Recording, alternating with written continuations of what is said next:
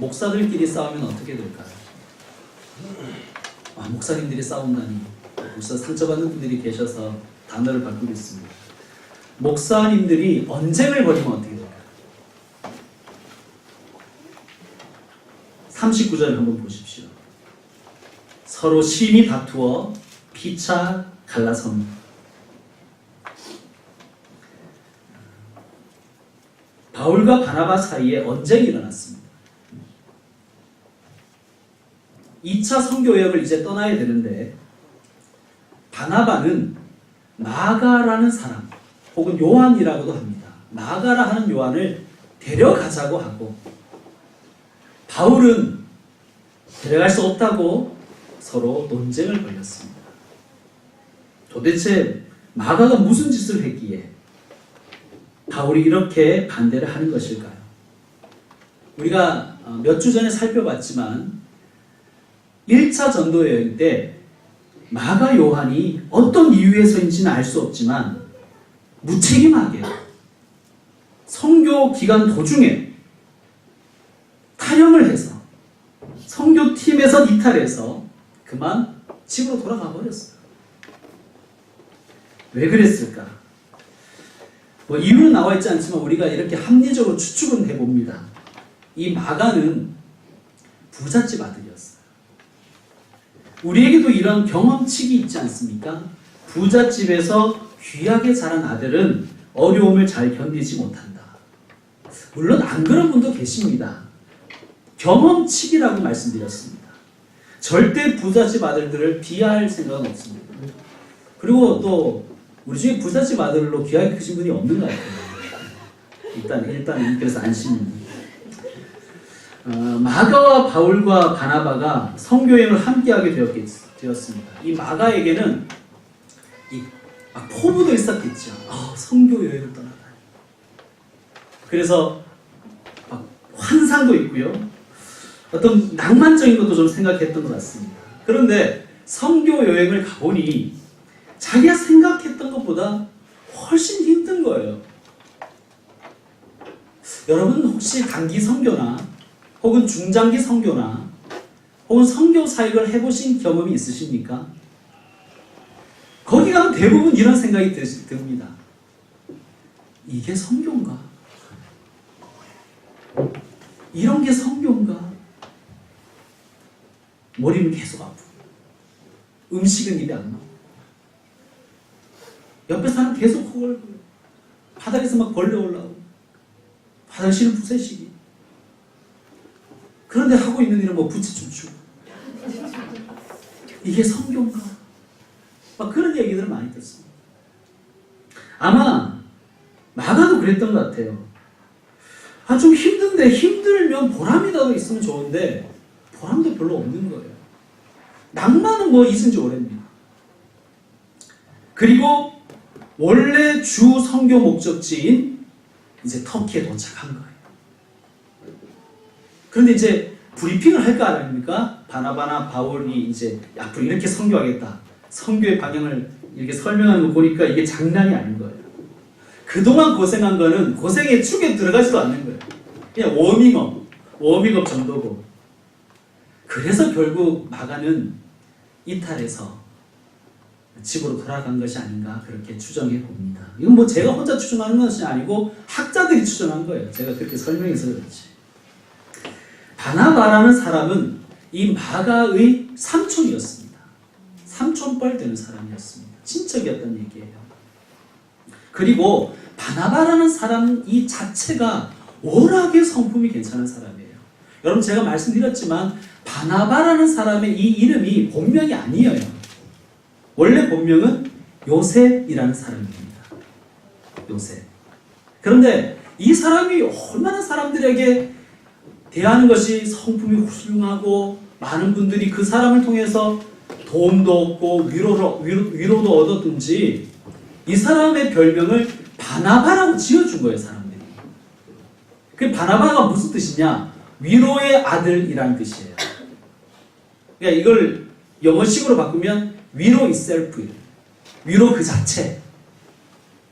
얼마나 위로를 많이 받았으면 사람들이 그의 이름도 잊어먹고 바나바로 불렀다. 성품이 따뜻한 사람입니다. 이 바나바는 마가를 2차 전도 여행에 데려가자고 합니다. 기회를 주자. 좀 품자. 그렇게 이야기합니다. 그런데 바울은 반대합니다. 반성을 더 해야 돼.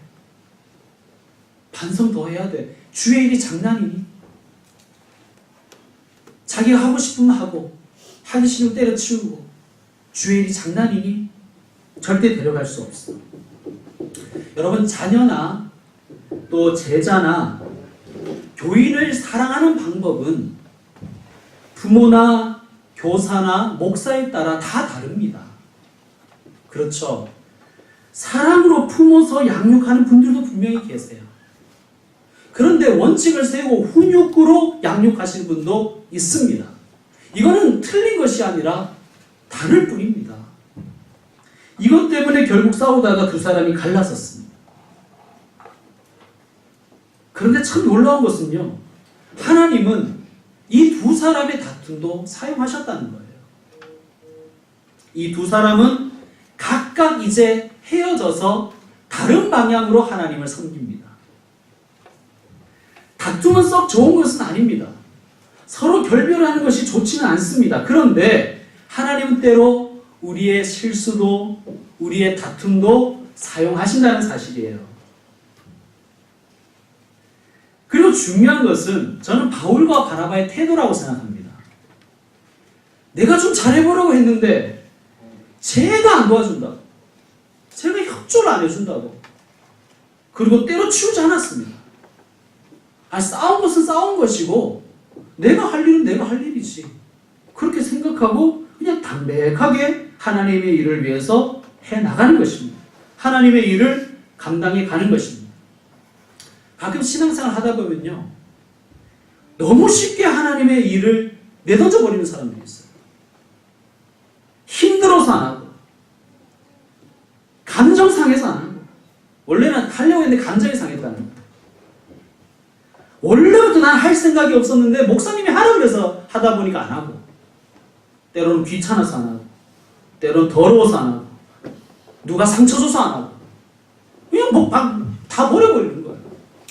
하나님 주신 일. 바울은 신라를 영입하여 선교지로 갔습니다. 그리고 바나바는 마가를 데리고 어딘가로 떠났습니다.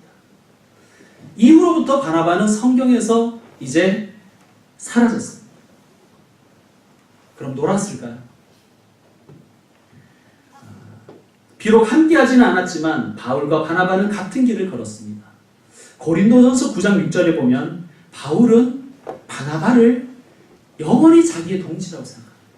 내 동역자. 싸우고 헤어졌는데 그의 그 그리스도를 향한 사랑을 인정하는 거예요. 나의 동역자 바나바. 또한 마가와의 관계도 나중에 좋아집니다. 오랜 세월이 흐른 후에 노년의 사도인 바울이 자기의 아들 같은 동역자인 디모데에게 보낸 편지가 디모데후서인데, 디모데후서 4장 11절에 이런 말씀이 나와요. 마가를 데리고 오라. 그가 나의 일에 유익하다. 배신자 마가인데요. 그죠? 전혀 도움이 안 되었던 마가인데 그가 어느새 바울이 인정하는 동역자가 되었습니다. 성숙해졌다는 얘기예요. 그 뒤에 누가 있었겠습니까? 바나바가 있었겠죠. 바나바의 그 사랑의 지도와 따뜻한 손길이 마가를 그렇게 키워냈을 것입니다. 전승에 따르면 바나바는 바울과 결별한 후에 구브로 지중해에 있는 키프로스, 자신의 고향에 가서 자신의 고향 키프로스를 복음화하는데 헌신하다가 거기에서 순교했다고 전해집니다. 바나바는 참 예수님의 제자였고 그리고 바울의 영원한 동역자였습니다. 바울과 바나바는 하나님의 일꾼이었어요. 마가와 같은 이 미성숙한 사람들이 마가뿐이겠습니까? 바울을 통해서, 바나바를 통해서 전혀 다른 색깔의 멘토를 통해서 양육을 받은 거예요. 그리고 그 미숙했던 사람이 성숙한 하나님의 나라의 일꾼이 되었습니다. 하나님은 사람을 통해 일하십니다. 하나님대로 우리를 바울처럼 따끔하게 야단치는 사람을 통해서도 우리를 가르치시고, 때로는 바나바처럼 어머니처럼 품어주는 사람을 통해서 우리를 다듬어 주십니다. 여러분, 사람은 실수할 수 있습니다. 그죠? 저도 실수할 수 있고요. 여러분도 실수할 수 있습니다. 아니 실수할 수 있는 정도가 아니라 우리는 그냥 실수투성이에요. 저 김형석 목사도 생각해보면, 이렇게 한번 생각해보면요, 얼굴이 화끈화끈하고 할 만한 실수들이 참 많아요. 내가 왜 그때 그 말을 했을까? 내가 그때 왜 그렇게 행동했을까? 청년 시절에, 또 전도사 시절에, 목사 초년 시절에, 개척 초기에 했던 실수들이 지금 생각하면 얼굴이 화끈한 거예요. 그런데 하나님이 제가 실수할 때마다 넌 아니야, 넌 안 되겠네 하고 막 꼬표를 확확 치신 게 아니에요. 막 X표 치고 안 돼, B, 탈락 이러신 게 아니에요.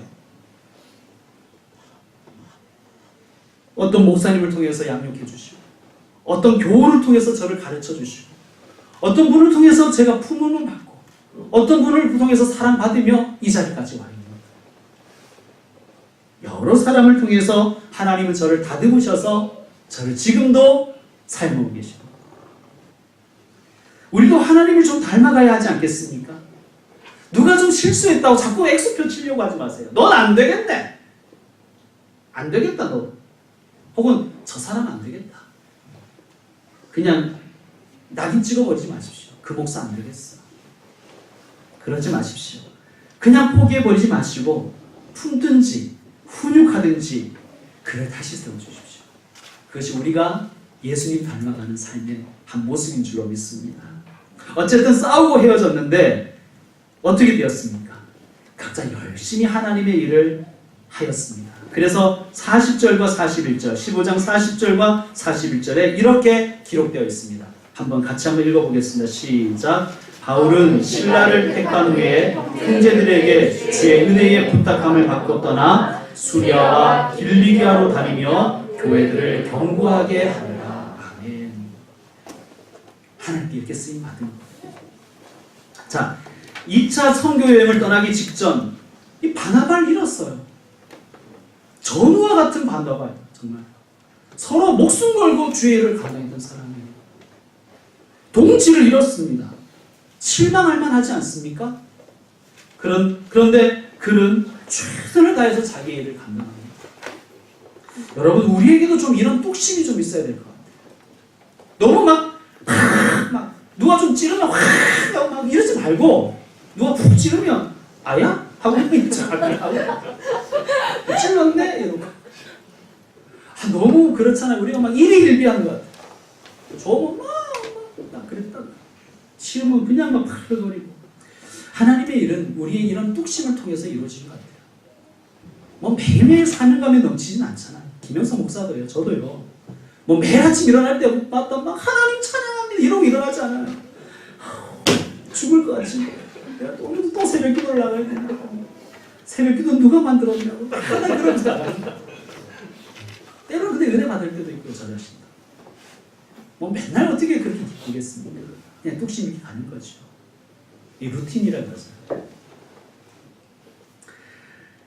자, 바나바를 잃은 바울에게 하나님은 정말 더라는 표현을 제가 잘못 썼습니다.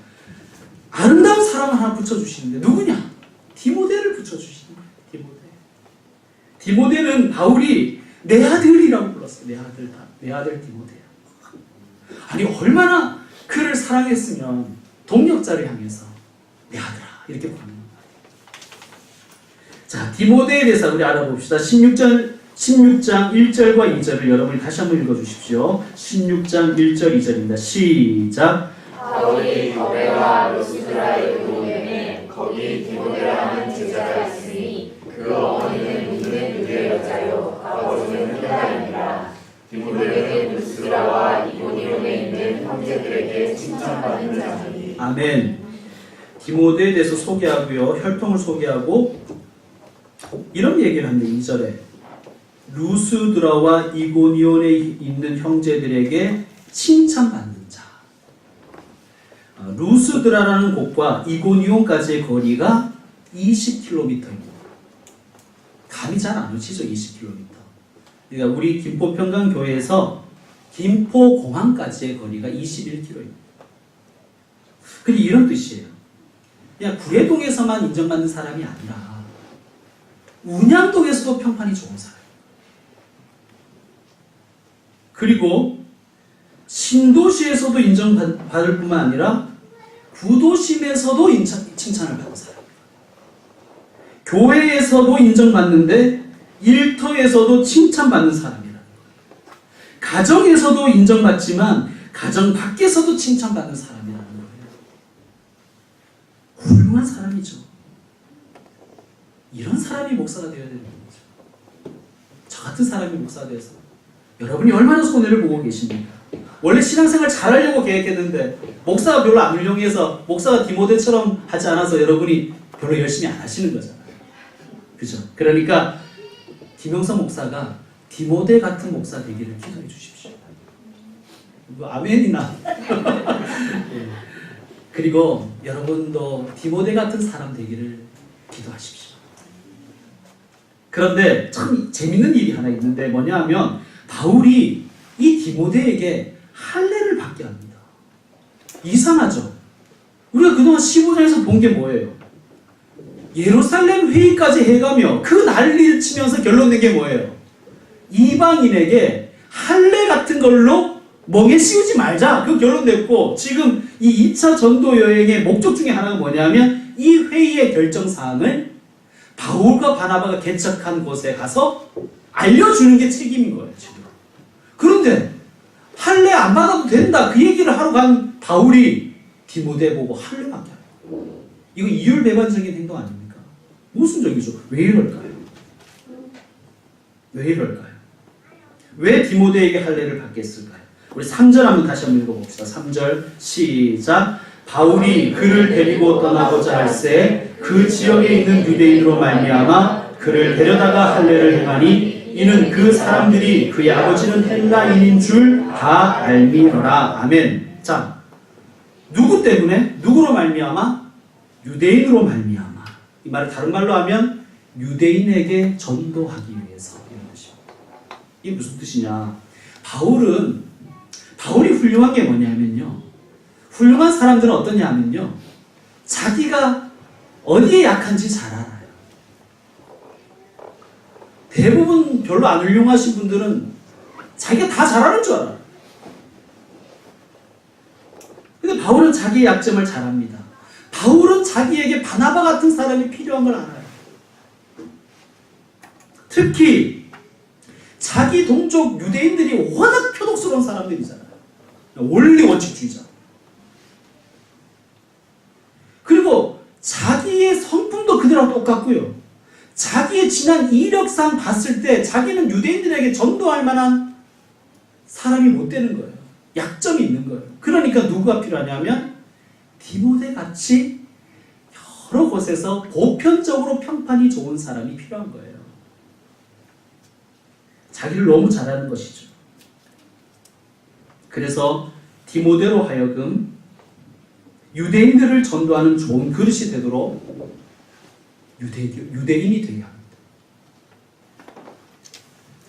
때로는 복음을 위해서 헬란이 될 수도 있고 때로는 복음을 위해서 유대인이 될 수도 있는 것이 복음에 살아가는 사람의 자유입니다. 이런 자세가 우리에게 있어야 될 것 같아요. 자기의 강점과 약점을 좀 잘 알아야 됩니다. 내 장점과 약점을 좀 알아야 됩니다.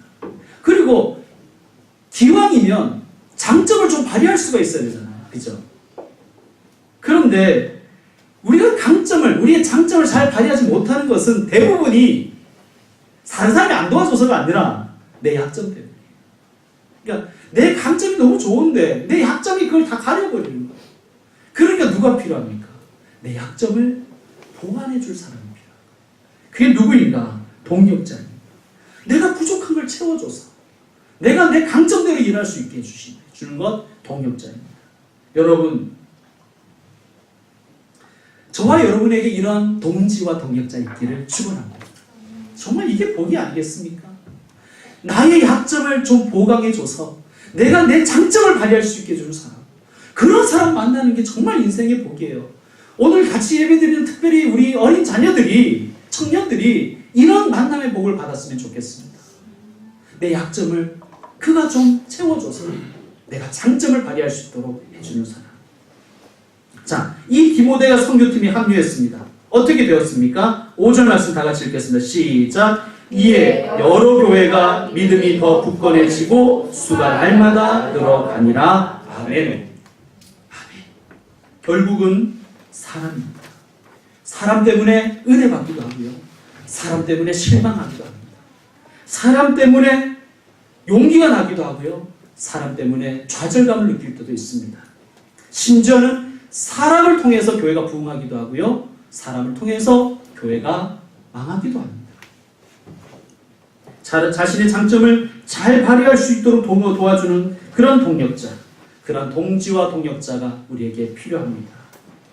그럼 여러분, 아프리카에 이런 속담이 있다고 해요. 빨리 가고 싶으면 혼자 가라. 그런데 멀리 가고 싶으면 함께 가라. 이런 속담이 있대요. 참 울림이 있지 않습니까? 바울에게는 바나바가 있었고 디모데가 있었습니다. 그래서 그는 정말 멀리 갈 수 있었습니다. 멀리만 간 게 아니라 그는 깊이도 갈 수 있었습니다. 저와 여러분 모두 더 멀리 갈 수 있고 더 깊어지는 삶을 살았으면 좋겠어요. 이제 말씀 마무리하겠습니다. 얼마 전에 정말 저는 멀리 그리고 깊이 걸어가고 계신 분을 만났습니다. 어디에서 만났냐고 물으신다면 저는 홍천 은행나무 숲에서 그분을 만났습니다. 이분은 약 30년 전에 만성 소화불량에 걸린 자신의 아내, 이 아픈 아내의 쾌유를 위해서 홍천에 내려와 어느 깊은 산자락에 은행나무를 한 그루씩 심기 시작했습니다. 그래서 2,000그루의 은행나무를 심었습니다. 사랑하는 아내와 함께하기 위해서. 사랑하는 아내와 함께하기 위해서. 그런데 이분이 25년 동안 잘 키운 은행나무들을, 이 은행나무 숲을 2010년부터 10월 한 달 동안 모든 사람에게 무료로 공개합니다. 아내와 함께하기 위해서 시작한 일을 통해서 이 사람은 정말 멀리 가는 사람이 되었습니다. 그리고 이분을 제가 우리 가족이 만났어요. 그냥 우연히 만났는데 그래서 감사했습니다. 사실 그렇잖아요. 자기가 정성 들여 가꾼 것을 누군가는 들어와서 망치기도 할 것이고 손상시키기도 할 것이고 쓰레기도 막 버리고 가지 않겠습니까? 저 같은 일의 소인배는 때려치웠겠죠. 한 1년 해보고 안 되겠다. 수준이 안 돼서 안 되겠다. 이러고 때려치웠을 텐데 그분은 지금도 하고 계셔요. 그래 그분을 우연히 만났는데 그래서 감사드렸습니다. 힘드시죠? 그런데 정말 그분은 진심 어린 얼굴 표정으로 편안한 표정으로 아니라고 그렇게 얘기하시더라고요. 그래서 개방해 주셔서 이렇게 좋은 곳을 개방해 주시고 공유할 수 있게 해주셔서 감사하다고 다시 한번 인사드렸습니다. 여러분들 시간이 되시면 10월이 가기 전에 한번 갔다 오시면 좋은 추억 되실 것입니다. 아내와 함께 하려고 심은 나무예요. 그런데 그는 이제 그 귀한 일을 통해서 많은 사람들과 함께하고 더 멀리 가고 더 깊어지는 인생이 되었습니다. 뿐만 아니에요. 사람들이 많이 오니까 정말 많이 오거든요. 거기에 농민들과 장사하는 분들이 거기에서 또 이렇게 수익을 올리는 거예요. 아니 아내와 함께 하려고 시작한 일이었는데 그는 벌써 많은 사람에게 좋은 혜택을 주고 힐링을 주는 사람이 되었잖아요. 여러분 너무 큰 건 생각하지 마시고요. 좋은 친구가 되십시오. 좋은 남편이 되시고 좋은 아내가 되십시오. 그리고 좋은 동료가 되십시오. 거기에서부터 시작합니다. 그러면 더 멀리 가고 더 깊어지는 인생을 사실 것입니다. 사랑하는 성도 여러분, 저와 여러분이 오늘 여기까지 있을 수 있도록 우리의 인생길에 함께 해주셨던 분들이 있을 것입니다. 때로는 바나바처럼 품어준 분이 계실 것이고 바울처럼 따끔하게 훈육해준 분도 계실 것이며 디모데처럼 우리 약점을 채워서 우리가 강점을 발휘할 수 있도록 도와주신 분도 계실 것입니다. 아니면 아직 못 만나셨습니까? 그러면 만나실 것입니다. 그런 분은 꼭 만나십시오. 그리고 여러분도 더 멀리 가시고 더 깊이 가시는 하나님의 귀한 복된 사람들 되시기를 주의 이름으로 축원합니다. 기도하겠습니다.